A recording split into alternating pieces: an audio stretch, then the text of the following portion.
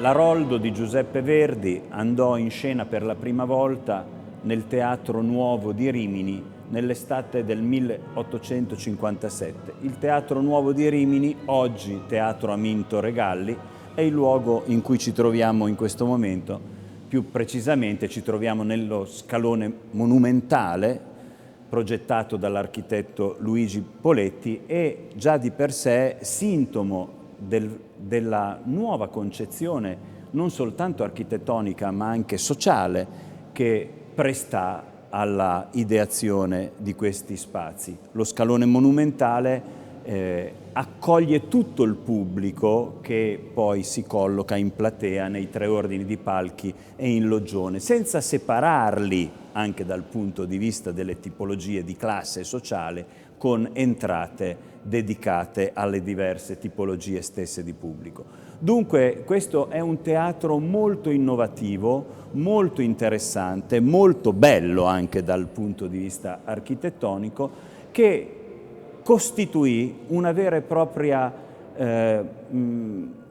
motivo d'orgoglio per una città che nel 1857 cambiò un po' pelle. L'industria balneare era incominciata splendidamente ad attirare un pubblico internazionale e fu in questo contesto che Verdi decise di accettare questo invito abbastanza anomalo e imprevedibile di inaugurare il nuovo Teatro di Rimini con un'opera nuova, anche se in parte rifatta, ripresa dallo Stifellio che era andato in scena a Trieste, e cioè l'Aroldo, libretto di Francesco Maria Piave, diretto dal più importante direttore d'orchestra, anzi potremmo dire il fondatore della direzione d'orchestra in senso moderno, un altro romagnolo, cioè Angelo Mariani, e quindi nell'estate, nell'agosto del 1857, venne inaugurato con l'Aroldo questo straordinario edificio. Questo edificio poi, dopo essere continuato ad essere il punto di riferimento non solo musicale ma anche culturale più importante della città, venne distrutto in un devastante bombardamento, uno dei tanti che subì la città di Rimini alla fine del 1943, nel dicembre del 1943. E il rudere di questo fabbricato rimase per ben 75 anni come una sorta di ferita aperta che, dato il numero di anni enorme in cui rimase tale, incominciò anche ad essere una sorta di rimosso collettivo all'interno della città. Ecco allora che quando 3 anni fa venne, posso usare questo avverbio un po' enfatico, miracolosamente ricostruito e restituito alla città, l'evento superò anche i confini della città stessa, divenne un evento di cui si parlò a livello diciamo internazionale, e quindi la nostra operazione si fonda anche sulla possibilità di porre al centro della drammaturgia non soltanto l'Aroldo di Giuseppe Verdi, ma questo edificio, la storia di questo edificio, presupponendo che questa storia e questo edificio abbia qualcosa che ancora oggi ci coinvolge, ci riguarda, una sua fortissima attualità. Il nostro allestimento nasce proprio, come dicevi Emilio, come quasi site specific, spesso lo diciamo tra di noi, perché abbiamo iniziato a pensare che in qualche modo il teatro potesse effettivamente raccontarci questa storia, e quindi il teatro diventa il primo narratore. Nell'allestimento scenografico infatti è stato deciso di eliminare tutto quello che normalmente nel teatro fa da filtro tra il pubblico e la storia invece che viene narrata. quindi non ci saranno le mantovane, gli arlecchini, le tipiche quinte che strutturano di solito lo spazio scenico. Invece tutto il teatro è esposto con le manovalanze che lavorano, i tecnici, gli elettrici e tutto quello che di fatto c'è dietro. Tutto questo si unisce per raccontare alla città e al pubblico questa storia molto affascinante che si muove insomma a partire dalla protagonista, possiamo dirlo, che nonostante il termine, cioè nonostante il titolo dell'opera sia Aroldo, in realtà poi soprattutto per me che sono una giovane donna, Mina è sempre stata la vera protagonista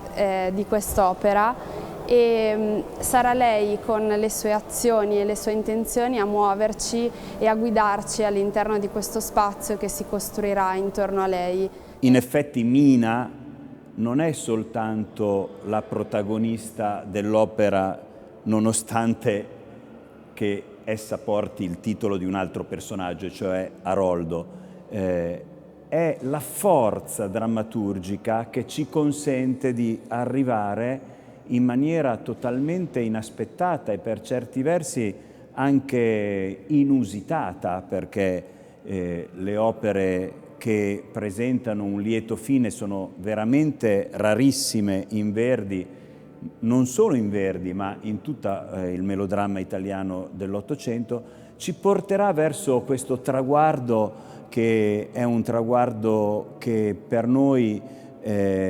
non corrisponde a uno happy ending, ma piuttosto ad un'ipotesi di catarsi finale, fondata, fragilissima, fondata su un concetto ancora oggi attualissimo, che è il concetto del perdono. È attraverso l'autenticità, anche emotiva, di Mina, che alla fine dell'opera tutti i valori che fino a quel momento hanno dominato non soltanto narrativamente e drammaturgicamente, ma anche proprio eticamente, come paesaggio etico, l'opera, evaporano per lasciare il posto all'empatia e ad un'ipotesi di perdono che ci apre verso il futuro, con naturalmente tutta la delicatezza, l'ansia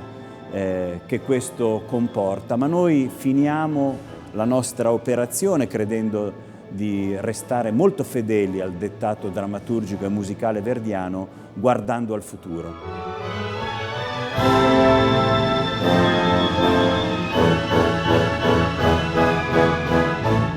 Questa produzione dell'Aroldo di Verdi, che molto probabilmente sarà una sorpresa per tanti, in quanto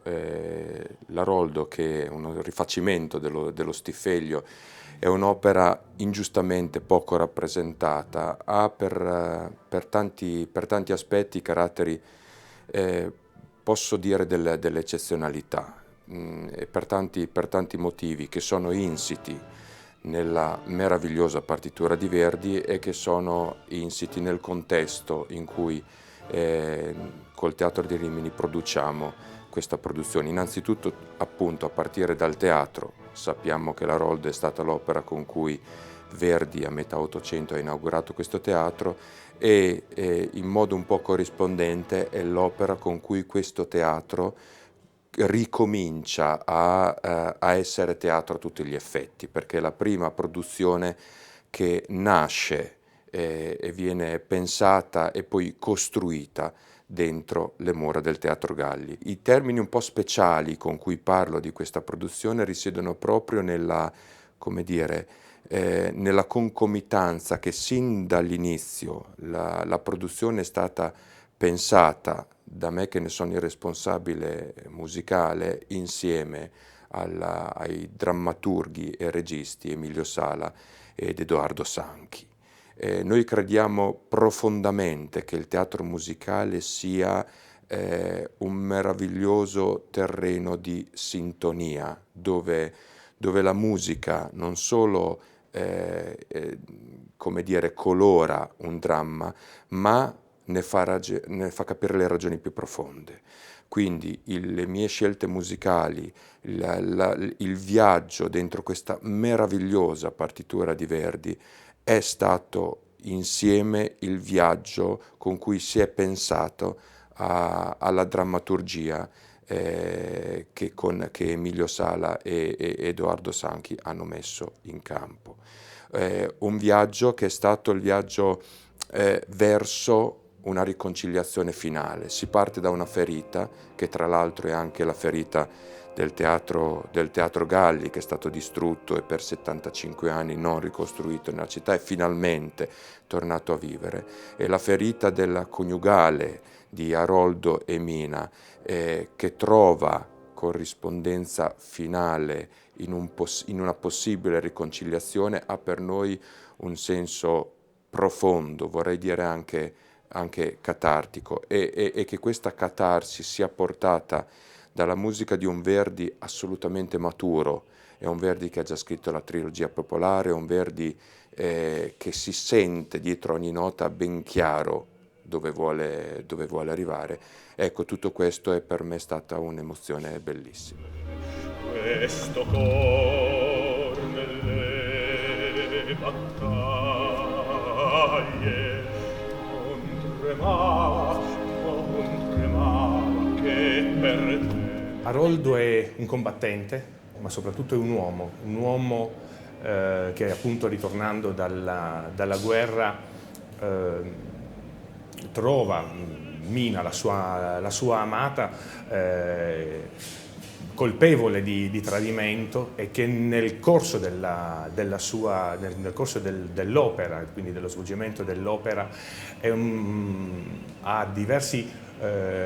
travagli fino ad arrivare verso la conclusione dell'opera, verso il perdono della stessa, perché l'amore naturalmente vince su tutto. Dal punto di vista musicale, il personaggio di Aroldo è un personaggio altresì complicato, perché occorre un tenore dalla vocalità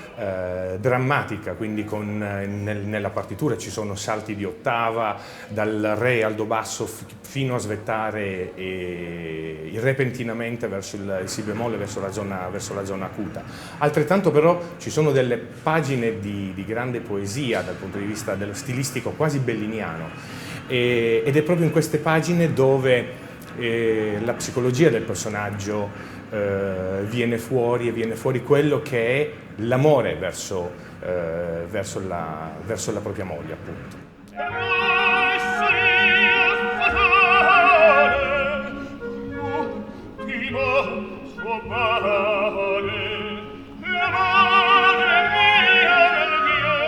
Mina è un unico personaggio femminile in Aroldo, una donna di una grande potenza femminile, una donna che si oppone al mondo maschile che la circonda. È un personaggio colpevole di adulterio, però è una donna che sa riconoscere le proprie colpe, le assume e chiede di essere giudicata. In questo esprime una forza femminile incredibile. Io ne sono molto vicina a Mina e non vedo l'ora di darle la voce.